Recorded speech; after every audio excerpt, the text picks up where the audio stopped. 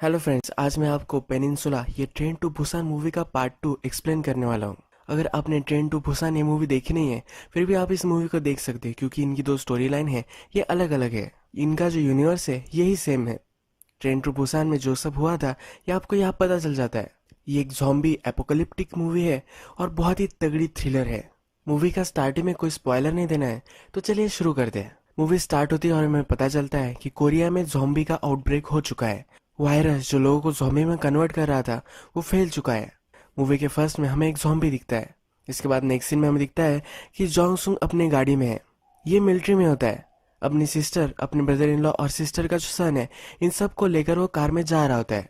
ये सब अब शिप्स की तरफ बढ़ रहे हैं। ये अब कोरिया से निकल कर जापान जाने वाले हैं। इन्हें बचने का यही एक जरिया है। एक जगह पर जब कार स्लो डाउन हो जाती है, वहाँ इन्हें एक फैमिली दिखती है। यह फादर, मदर और उनकी बेटी होती है। जोंग सुक जब फादर को देखता है तो उसकी नेक से ब्लड आ रहा होता है।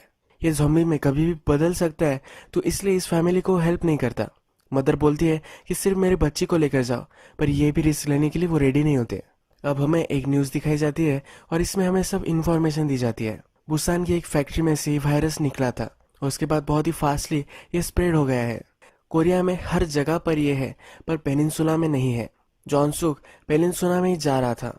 कोरियन गवर्नमेंट पूरी तरह से तबाह हो चुकी है। बुसान का जो इंसिडेंट था, अब उसे 4 साल गुजर चुके हैं। अब हमें दिखता है कि जोंग सुन अपनी फैमिली के साथ शिप में पहुंच चुका है। यहाँ पहुंचने के बाद वो जापान जाने वाले थे, पर उसके सुपीरियर्स उसे बुला लेते हैं। उसे कहते हैं कि अब वो हांगकांग जाएंगे। जापान में भी जो हालात है ये भी खराब होते जा रहे हैं। जब भी जोंग सुन अपने सुपीरियर को रिपोर्ट कर रहा होता है, तभी इसकी सिस्टर जहाँ होती है वहाँ एक आदमी इन्फेक्टेड है ये हमें दिखाई देता है। ये अब ज़ॉम्बी में कन्वर्ट होने लग जाता है। जोंग सुक को जब न्यूज़ मिलती है, तब तक यहाँ पर यह वायरस स्प्रेड हो चुका होता है। बहुत सारे लोग ज़ॉम्बी में कन्वर्ट हो चुके होते हैं। अपनी सिस्टर को बचाने के लिए जाता है, पर सिस्टर का जो सन है वो भी इन्फेक्टेड हो चुका है। उसकी सिस्टर वहां से निकल नहीं रही, तो वो भी इन्फेक्टेड हो जाती है। जोंग सुक जल्दी से वहां से निकलता है और ये जो चेम्बर है इसे बंद कर लेता है। जोंग सुक का ब्रदर इन लॉ भी वहां आता है और उससे कहता है कि हमें उन्हें बचाना चाहिए, कुछ ना कुछ तो हम कर सकते हैं। पर जोंग सुक नहीं मानता, क्योंकि सब जो वायरस है पूरी शिप पर फैल सकता है। इस इंसिडेंट को अब 4 साल गुजर चुके हैं। हमें हांगकांग दिखाया जाता है और कुछ गैंग के गुंडे जोंग सुक को लेने के लिए आते हैं। जोंग सुक के साथ उसका ब्रदर इन लॉ भी रहता है। ये दोनों फिर गैंग के बॉस के पास आते हैं। यहाँ और भी 3-4 लोग होते हैं। गैंग का बॉस फिर इन्हें एक काम देता है। वो कहता है तुम्हें पेनिनसुला फिर से जाना पड़ेगा। ये कहते हैं कि क्या हम पागल है कि हम ज़ॉम्बीज से मिलने फिर से जाएंगे। ये फिर उन्हें समझाता है। ये कहता है कि हमारे बहुत सारे पैसे वहाँ है, एक ट्रक में इनके $20 मिलियन है।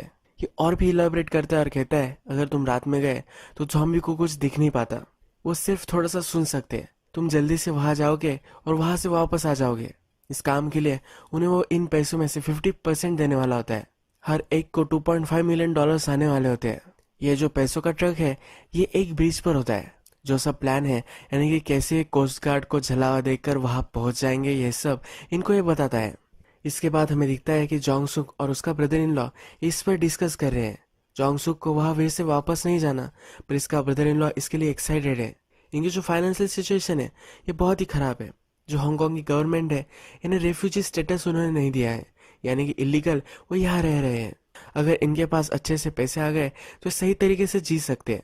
ब्रदर इन लॉ जोंग सुक को ये समझा रहा होता है, पर ये समझ नहीं रहा था। जोंग सुक कहता है कि क्या तुम पागल हो, वह फिर से जाना चाहते हो। ब्रदर इन लॉ कहता है कि तुम्हारे लॉजिक तुम तुम्हारे पास ही रखो। अगर तुम इतने सही होते तो मेरी वाइफ, मेरे बच्चे को तुम बचा लेते। उस दिन तुमने ट्राई भी नहीं किया था। ये अपनी बच्ची और वाइफ मरने के लिए जोंग सुक को ही ब्लेम करता है। अब हमें दिखता है कि ये सब पेनिनसुला जा रहे हैं। कोरिया का कोस्ट गार्ड जो होता है यहाँ उतरने के लिए इन्हें परमिशन नहीं देता, पर वहाँ कोई भी नहीं होता। इन गुंडों के आदमी इन्हें 2 सैटेलाइट फोन दे देते हैं।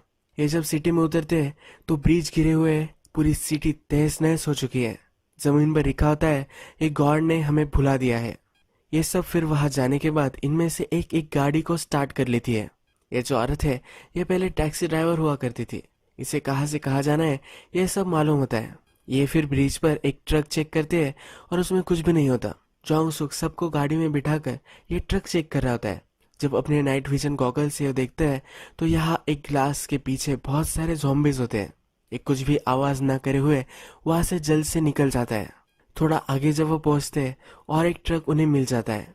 जब ये चेक करते हैं तो इसमें बहुत सारे पैसे पड़े हुए होते हैं। ये सब खुश हो जाते हैं। जॉन्ग सुक का ब्रदर इन लॉ इस ट्रक का जो ड्राइवर है उसके पास आता है। ये मरा पड़ा है ये उसे लगता है।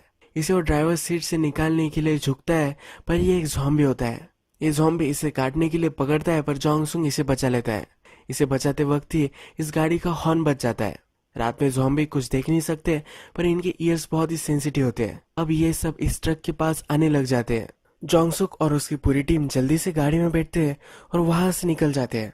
जब ये आगे ड्राइव कर रहे होते हैं तो अचानक से इन पर फ्लेयर गन चल जाती है। ये जब फ्लेयर गन चलती है तो ज़ॉम्बी को अब दिखने लग जाता है। बहुत सारे ज़ॉम्बीज इनके कार की तरफ बढ़ने लग जाते हैं। इनके पास एक ट्रक होती है और एक कार होती है। जो कार होती है इसका एक्सीडेंट हो जाता है। सब ज़ॉम्बी इन पर अटैक कर लेते हैं। ज़ॉम्बी ट्रक से बाहर निकल जाता है और वो देखता है कि सब पर अब ज़ॉम्बी अटैक हो चुका है। इसके पास एक गन होती है तो सबको इससे मार रहा होता है। ये ज़ॉम्बी अब इसे मारने वाले होते हैं तभी एक कार आ जाती है। इसमें दो छोटी लड़कियां होती है। इससे कहती है कि अगर तुम्हें जिंदा रहना है तो जल्दी से कार में बैठ जाओ। जॉन सुक कार में बैठता है और देखता है कि उसके जो सब फ्रेंड्स थे, उसका ब्रदर इन लॉ था, इस पर ज़ॉम्बीज ने अटैक कर दिया है और ये सब मर गए हैं। अब कार में ये जो दो लड़कियां हैं ये दोनों सिस्टर्स है। बड़ी सिस्टर का नाम जुनाय है और छोटी सिस्टर का नाम यूजिन है।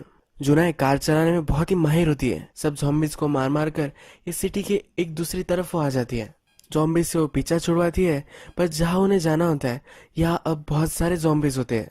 जो छोटी सिस्टर है इसके पास एक रिमोट कंट्रोल कार होती है जिस पर साउंड भी लगाया हुआ होता है। ये फिर अपनी रिमोट कंट्रोल कार निकालती है और ज़ॉम्बीज की तरफ भेजती है। इस कार का पीछे सब ज़ॉम्बीज करने लग जाते हैं और इन्हें अब सेफ पैसेज मिल जाता है। इसके बाद हमें दिखता है कि पैसों की जो ट्रक थी उसके पास कुछ मिलिट्री के लोग आ चुके हैं। ये जो लोग हैं ये कोरियन मिलिट्री के लोग हैं। अब जो कोरिया की गवर्नमेंट ही नहीं रही तो यही ये सब लोग रह रहे हैं। जो फ्लेयर गन जॉन्ग सुक की गाड़ी पर चलाई थी ये इन्हीं लोगों ने चलाई थी। ये यही पेनिनसुला में रहते हैं और सब जगह जाकर वहां से सप्लाईज लेकर आते हैं। इस ट्रक में भी सप्लाईज के लिए वो वहां आते हैं। जिस तरह से यूजिन ने सब ज़ॉम्बीज को डिस्ट्रैक्ट किया था उसकी गाड़ी से, उसी तरह से ये भी एक गाड़ी से इन सब को डिस्ट्रैक्ट करते हैं और अब इस ट्रक के पास आ जाते हैं। यहाँ इनका बॉस एक सार्जेंट होता है। जॉन्ग सुक की टीम में का एक आदमी ज़ॉम्बी बन चुका है और इनसे हेल्प मांगता है। सार्जेंट इसको मार देता है। अब जो ट्रक है इसको लेकर सार्जेंट जहाँ वो रहते हैं यहाँ वो आ जाता है। नेक्स्ट सीन में हमें दिखता है कि जॉन सुंग इन दोनों लड़कियों के साथ वो जहाँ रहती है यहाँ आ चुका है। ये दोनों लड़कियां इनके ग्रैंडफादर और इनकी मदर इनके साथ रहती है। ये जो ग्रैंडफादर थे इन्होंने इन लड़कियों की सिटी में जाकर एक बैटरीज लाने के लिए बोला था। इनका जो रेडियो है ये फिर से वो चलाना चाहते हैं। अगर रेडियो फिर से स्टार्ट हो गया तो उन्हें यहाँ से बचाने के लिए वो हेल्प मंगवा सकते हैं। जब मदर यहाँ आती है तो जॉन्ग सुक से वो पूछती है कि तुम कौन हो। ये सब कुछ उन्हें बता देता है। मदर भी बाहर गई थी और उसने उनके रेडियो के लिए बैटरी लाई है। ग्रैंडपा का रेडियो स्टार्ट हो जाता है और उसके जो सुपीरियर होते हैं इनसे वो कांटेक्ट कर लेते हैं। इनके लिए हेल्प अब आने वाली है, इन्हें यहाँ से बचाया जाएगा। अब नेक्स्ट सीन में हमें दिखता है कि सार्जेंट उसका जो कैंप होता है वहां पर वो ट्रक लेकर आता है। ये जो ट्रक है खाने की सप्लाई से भी भरा हुआ होता है। अब इन्हें एक मंथ के लिए खाने की कोई भी चिंता नहीं होगी। यहाँ पर खाना डिस्ट्रीब्यूट करने के लिए जो इंचार्ज होता है ये वो देखता है और खुश हो जाता है। सार्जेंट कहता है कि अब मैंने इतना बड़ा ट्रक लाया है, मुझे टूना खाना है। ये खाने का इंचार्ज उसे मना कर देता है। ये कहता है कि कैप्टन की परमिशन के बिना मैं कुछ भी तुम्हें नहीं दे सकता। इनका जो बॉस होता है इसका नाम कैप्टन सा होता है। सार्जेंट फिर इस पर चिढ़ जाता है और उसे डराता धमकाता है। जब ये ट्रक ओपन करते हैं तब इन्हें जॉन्ग सुक का ब्रदर इन लॉ मिल जाता है। ये एक्चुअल में इस ट्रक में छुप गया था। ये इसे कैदी बना लेते हैं और अखाड़े में इसे भेजने वाले होते हैं। ये जो सब लोग हैं ये लोगों को कैदी बनाकर इन्हें अखाड़े में भेजते हैं और वहाँ ज़ॉम्बी इनके पीछे लगा देते हैं। इनके लिए एक इंटरटेनमेंट नहीं होता है। यहाँ पर जॉन सुक के ब्रदर इन लॉ को वो उस पर नंबर वगैरह पेंट कर कर वो उस अखाड़े में भेजने वाले होते हैं। जॉन सुक जब मदर को सब कुछ समझाता है कि क्यों वो इस काम के लिए आया हुआ है तो मदर कहती है कि हमें बचाने के लिए कोई नहीं आया, पर पैसों का सवाल आ गया तो सब कुछ लोग यहाँ आ गए। वो उसे यहाँ मिलिट्री के जो लोग हैं इनके बारे में भी इंफॉर्मेशन देती है। यानी कि मिलिट्री के लोग, सार्जेंट, कैप्टन साहब, ये सब आउट ऑफ कंट्रोल हो चुके हैं। इन्हें जो भी लगता है ये वो करते हैं। नेक्स्ट सीन में हमें दिखता है खाने का जो इंचार्ज था वो कैप्टन साहब के पास आ जाता है। कैप्टन साहब जीना नहीं चाहता, उसके हालात उसे बुरे लगते हैं तो सुसाइड करने वाला होता है। तभी फूड का इंचार्ज उसे रोक लेता है। ये उसे कहता है कि हमें एक ट्रक मिली है। ये जो इंचार्ज था इसने ट्रक में बहुत सारे पैसे देख लिए हैं। ये एक बैग साव को दिखाने के लिए लेकर आता है। साव जब इसे देखता है तो उसमें एक सैटेलाइट फोन भी उसे मिलता है। अब साव इसमें इंटरेस्टेड हो जाता है। इसके पास अगर सैटेलाइट फ़ोन है तो वो दूसरे लोगों से कांटेक्ट कर सकता है, हेल्प बुलवा सकता है। जो इस फ़ोन से कॉल करता है तो वहाँ से गुंडे के जो लोग होते हैं ये बात करने लग जाते हैं। ये उनसे कहता है कि मेरे पास सब पैसे है। जो डील जोंग सुक को उन्होंने दी थी, यानी कि अगर वो पैसे लेकर आए तो हाफ उन्हें वो दे देगा, यही डील वो कैप्टन साव को भी देते हैं। कैप्टन साव ने अगर वो पैसे उन्हें लौटा दिए तो उसे 50% मिलने वाले हैं, पर कैप्टन साव को वहां से निकल सकता है, यही बड़ी बात होती है। इसके बाद हमें दिखता है कि अखाड़े में जोंग सुक के ब्रदर इन लॉ को भेज दिया जाता है। यहाँ जॉम्बीज के पीछे पड़ते हैं, इनसे वो लड़ता है और इसके बाद वो फिर से अंदर आ जाता है। ये अपनी जान बचाकर अब बच चुका होता है। इसके साथ जो भी सब लोग थे इनमें से बहुत ही कम अब बचे हुए हैं। जोंगसुक ने अब इन सब लोगों को बताया हुआ होता है कि उन्हें लेने के लिए शिप आने वाली है। ये सब डिसाइड करते हैं कि उस शिप के पास ही अब जाएंगे। इनका प्लान होता है कि अब वे फिर से हांगकांग जाने वाले हैं। अब जो सुबह हो चुकी है तो दिन ये ट्रैवल नहीं कर सकते, ये रात में जाने वाले होते हैं। जॉनसुक जुनाई को थैंक यू कह रहा होता है तो वो कहती है कि यूजिन ने तुम्हें बचाने के लिए मुझे कहा था, अगर मैं नहीं करती तो वो रोने लग जाती। यूजिन बहुत ही स्वीट लड़की होती है। ये सब अब अपना सामान पैक कर रहे होते हैं। जॉनसुक फिर मदर के पास जाता है। वो कहता है कि मैंने तुम्हें पहले देखा था, तुम रास्ते पर हेल्प मांग रही थी। मदर कहती है कि तुम गिल्टी महसूस मत करो, वहां से 51 कार्स गई थी, वहां में से उसमें से कोई भी नहीं रुका था। अगर तुम्हें गिल्टी महसूस हो ही रहा होगा तो मेरी डॉटर्स को तुम हेल्प करना। ये सब लोग फिर रात में निकलते हैं। एक जगह पर आने के बाद मदर अपनी डॉटर से कहती है कि तुम अब यही रुकना, मैं थोड़ी देर बाद वापस आ जाऊंगी और सब लोग शिप में चले जाएंगे। अब इनका प्लान होता है कि जोंगसुक और मदर ये दोनों मिलिट्री के कैंप पर जाएंगे। जो सैटेलाइट फोन था ये ट्रक में था। इस ट्रक को ढूंढकर वो सैटेलाइट फोन और पैसे लेकर आएंगे, यानी को कांटेक्ट भी कर सके और पैसे देकर वहां से सही से रह भी सके। अब ये दोनों निकल पड़ते हैं। कैप्टन साव अब यहाँ से निकलने वाला है तो बहुत ही खुश है।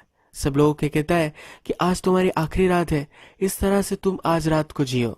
जब सार्जेंट ये देखता है तो सार्जेंट को पता चल जाता है कि यहाँ कुछ ना कुछ तो गड़बड़ है। कैप्टन साव के ऑफिस में चला जाता है। ये साव से पूछता है कि अचानक तुम इतने जेनरस कैसे हो गए। साव से समझाता है कि ऐसा कुछ भी नहीं है। वह फिर जो फूड का इंचार्ज होता है वो आ जाता है। सार्जेंट और भी इन पर अब प्रेशर बनाता है। इसे पता होता है कि यहाँ कुछ ना कुछ तो हो रहा है, पर वो अपना मूड चेंज कर लेता है। कैप्टन साहब उसे मारने वाला होता है, पर इसने अपना मूड चेंज कर लिया है तो ये वहां से चला जाता है।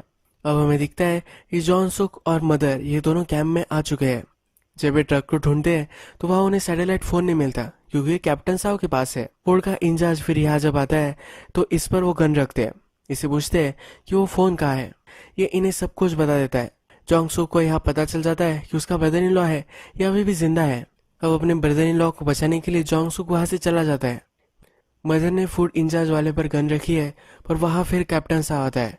कैप्टन साहब से मदर उसकी गन नीचे रखने के लिए बोलती है, उसे वॉकी टॉकी मांगती है। ये जो कैप्टन होता है ये फोन उसे दे रहा है, सब प्रिटेंड करता है और गोली चला देता है। मदर बच जाती है, अपना ट्रक स्टार्ट करती है और कैप्टन साहब को इससे उड़ा देती है। जोंगसुक का ब्रदर इन लॉ अब फिर से अखाड़े में होता है। फिर से ज़ॉम्बीज के साथ इसकी फाइट हो रही होती है। तभी जोंगसुक वहां पहुंच जाता है, सब ज़ॉम्बीज को मारता है। ये जो सब लोग हैं, सार्जन और उसके आदमी अब जोंगसुक के पीछे पड़ जाते हैं। जोंगसुक सब लोगों को मारकर अपने ब्रदर इन लॉ को बचाते हुए जा रहा होता है। तभी सार्जन से इसका आमना सामना हो जाता है। जोंगसुक छुपा होता है, पर इसका ब्रदर इन लॉ को एक गोली लग जाती है। इसका ब्रदर इन लॉ यही मर जाता है। यहाँ में दिखता है कि कैप्टन साहब को मदर ने उड़ाया था, पर वो अभी भी जिंदा है। जोंगसुक और मदर अब यहाँ से जल्दी से निकल पड़ते हैं। साजन और उसकी टीम भी इनका पीछा करने लग जाती है। इन पर गोलियां चला रही होती है। जो दोनों सिस्टर्स थे वो भी गाड़ी में आती है और इनको कवर देती है। अब ये सब लोग ज़ॉम्बी से बचते हुए पूरी सिटी से घूमते हैं। एक जगह पर बिल्डिंग में बहुत सारे ज़ॉम्बीज होते हैं। उस बिल्डिंग को जोंगसुक फोड़ देता है। ये सारे ज़ॉम्बी कैप्टन के कार पर ही पड़ जाते हैं। यहाँ पर कैप्टन मर जाता है। ये सब अब पोर्ट पर आ जाते हैं। इन्हें लेने के लिए शिप आने वाली होती है। हमने देखा था कि कैप्टन साहब अभी भी जिंदा है। ये इनका पीछा कर रहा था। इनकी कार को ये अपनी कार टकरा देता है। ये जुनाई को पकड़ लेता है और उस पर गन लगाता है। जुनाई को बचाने के लिए यूजिन अपनी रिमोट कार चलाती है। वो अपनी रिमोट कंट्रोल कार से कैप्टन साहब को गिरा देती है। ये जब हो रहा होता है तो मदर अपनी गन जब पकड़ रही होती है तब उस पर कैप्टन साहब गोली चलाता है, पर ये गोली उसे नहीं लगती। जो ग्रैंडमा थे ये मदर को बचा लेते हैं और उनको ये गोली लग जाती है। कैप्टन साहब जल्दी से ट्रक में बैठ जाता है और ट्रक लेकर आगे चला जाता है। जो शिप इन्हें लेकर जाने के लिए आई हुई थी इस शिप में वो पहुंच जाता है। इसमें पहुंच जाने के बाद सब गुंडे लोग वहां होते हैं और इससे वो पैसे वगैरह सब कुछ ले लेते हैं। कैप्टन साहब बहुत ही खुश हो जाता है क्योंकि वो अब बच चुका है। यह अब हंसने लग जाता है। तभी गुंडों में से एक आदमी इस पर बहुत सारी गोलियां चलाता है और इसे मार देता है। कैप्टन साहब जब शिप पर पहुंच चुका था तो उसने बहुत सारा साउंड क्रिएट किया है। जो सब ज़ॉम्बीज इस एरिया में थे वह सब अब शिप में घुस जाते हैं। इन गुंडों को ये सब ज़ॉम्बी मार देते हैं। अपने ग्रैंडपा को मरता हुआ देखकर ये दोनों लड़कियां रोने लग जाती है। मदर को भी बहुत ही रोना आता है। अब हमें दिखता है कि ग्रैंडमा ने अपने सुपीरियर से कांटेक्ट किया था। इन्हें लेने के लिए एक स्पेशल हेलीकॉप्टर यहाँ आया हुआ है। ये सब लोग अब हेलीकॉप्टर तक नहीं पहुंच सकते क्योंकि बहुत सारे ज़ॉम्बीज यहाँ होते हैं। इन ज़ॉम्बीज को डिस्ट्रैक्ट करने के लिए कोई तो चाहिए होता है। मदर जोंगसुक से कहती है कि तुम मुझसे वादा करो कि मेरी जो लड़कियां हैं इनका तुम अच्छे से ख्याल रखोगे। वो अब अपने आप को सैक्रिफाइस करने वाली होती है। मदर फिर सब ज़ॉम्बीज को मारने लग जाती है। जब हेलीकॉप्टर रुकता है तो जोंगसुक और दोनों लड़कियां हेलीकॉप्टर में बैठ जाते हैं। मदर इन लोगों को कवर देती है। ये दोनों जोंगसुक से कह रही होती है कि प्लीज मदर को बचा लो। मदर एक कार में बैठ जाती है और अपने आप को मारने वाली होती है। जोंगसुक अपनी सिस्टर और उसके सन को बचा नहीं पाया था। उसका ब्रदर इन लॉ ने उसे कहा था कि तुमने ट्राई भी नहीं किया था। हमेशा से ये बात उसे खाती रहती है। उसे लगता है कि उसने जो किया था वो गलत किया था और अब मदर को बचाकर यह अपनी मिस्टेक को रिडीम कर सकता है। वो फिर हेलीकॉप्टर से बाहर निकलता है। बहुत सारी गोलियां ज़ॉम्बीज पर चलाता है। जब मदर ये साउंड सुनती है तो वो भी अब लड़ने लग जाती है। अपने आसपास जो सब ज़ॉम्बीज होते हैं इनको मारकर भागते भागते वो अब हेलीकॉप्टर में पहुंच जाते हैं। ये सब लोग बच चुके हैं। मदर अपनी बेटियों को हक कर लेती है और कहती कि सब ठीक है। इन्हें बचाने के लिए हेलीकॉप्टर में जो औरत आई हुई होती है वो कहती अब तुम सब लोग सेफ हो। अब वो जहाँ जाने वाले हैं यहाँ कोई भी वायरस वगैरह नहीं है। अब वो अच्छी तरीके से लाइफ जी पाएंगे। जोंगसुक ने भी पास में जो गलती की है उसने वो सुधार ली है। अब जो गलती करने वाला था उसने वो नहीं की है। वो आखिरी दम तक लड़ता रहा है। इस मूवी के फर्स्ट पार्ट का हैप्पी एंडिंग नहीं हुआ था। इसी तरह से इस मूवी का भी सैड एंडिंग होगा ऐसा हमें लगता है। पर इसके बाद एक हैप्पी एंडिंग मूवी हमें देकर जाती है। अगर आपको ये वीडियो अच्छा लगा होगा तो प्लीज़ इस वीडियो को लाइक कर दीजिएगा। मैं बहुत सारी मूवीज ऐसी लेकर आते रहता हूँ तो प्लीज़ इस चैनल को सब्सक्राइब कर दीजिए और बेल नोटिफिकेशन आइकन दबाना भी मत भूलिए। हम फिर से मिलेंगे एक नई मूवी के साथ। तब तक के लिए थैंक यू और आप अपने आप का ख्याल रखिए।